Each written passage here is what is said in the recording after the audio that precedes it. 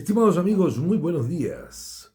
¿Cómo ser ricos con poco dinero? ¿Cómo podemos ser ricos con poco dinero? Con la reflexión, con el análisis, con la información adecuada y contextualizada.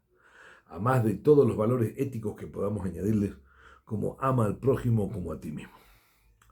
Hoy día hablaremos sobre el índice de riesgo país.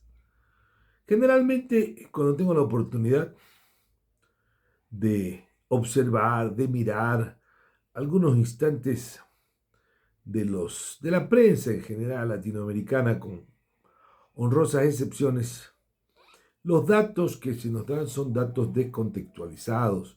No es lo que desearía.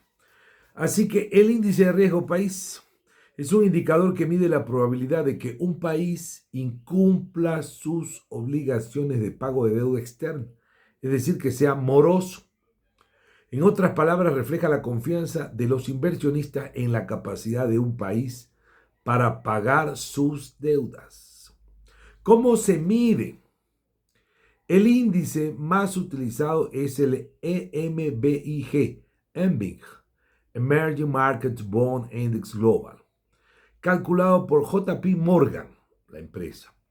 Se expresa en puntos básicos, basic points, y muestra cuántos puntos porcentuales, atención, cuántos puntos porcentuales adicionales debe pagar un país en interés sobre su deuda en comparación con los bonos del Tesoro de Estados Unidos, que se consideran los bonos más seguros.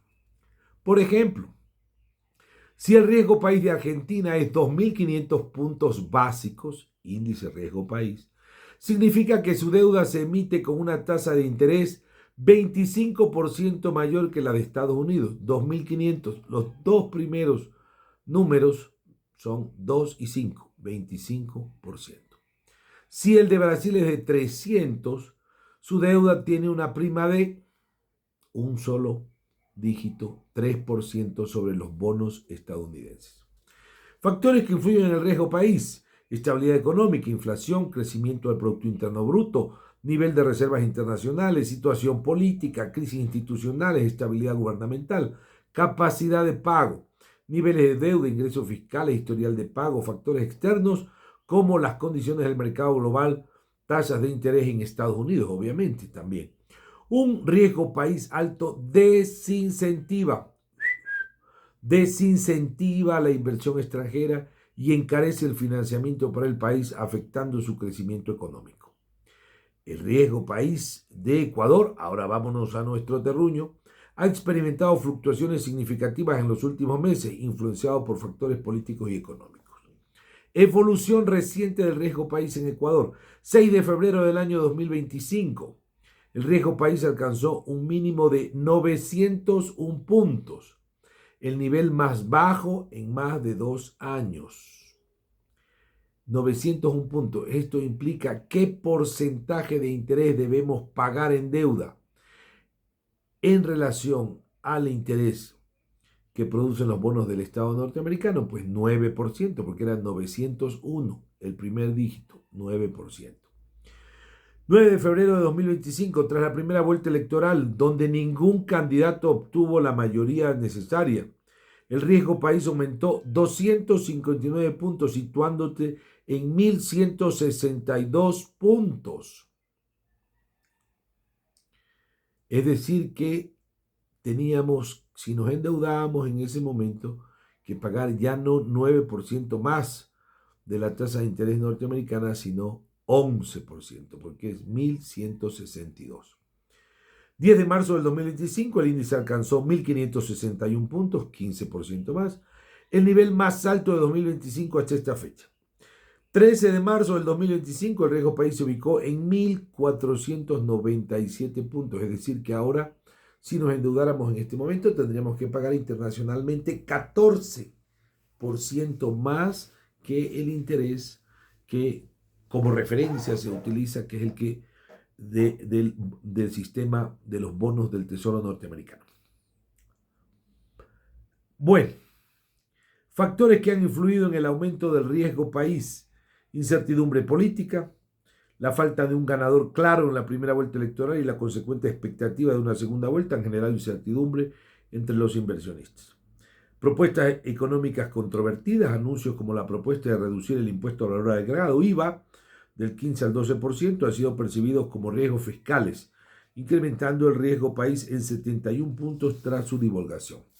Decisiones sobre recursos estratégicos, la concesión del campo petrolero Sacha a empresas privadas generó controversia y contribuyó al aumento del riesgo país en cerca de 200 puntos.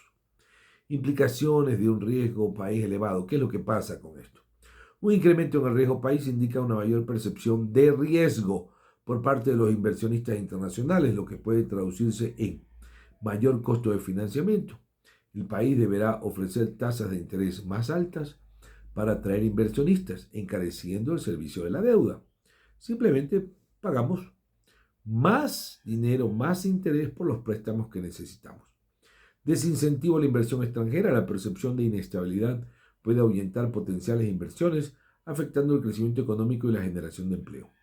Es crucial que Ecuador trabaje en fortalecer su estabilidad política y económica para reducir el riesgo país y mejorar su posición en los mercados internacionales. Estimados amigos, estimadas amigas de Cómo ser ricos con poco dinero, pero con información y con reflexión contextualizada, sabiendo lo que significa, en este caso, el índice de riesgo país. Eso es lo que necesitamos para saber cómo guiarnos y cómo decidir en la vida. Como dice Harari, ¿no?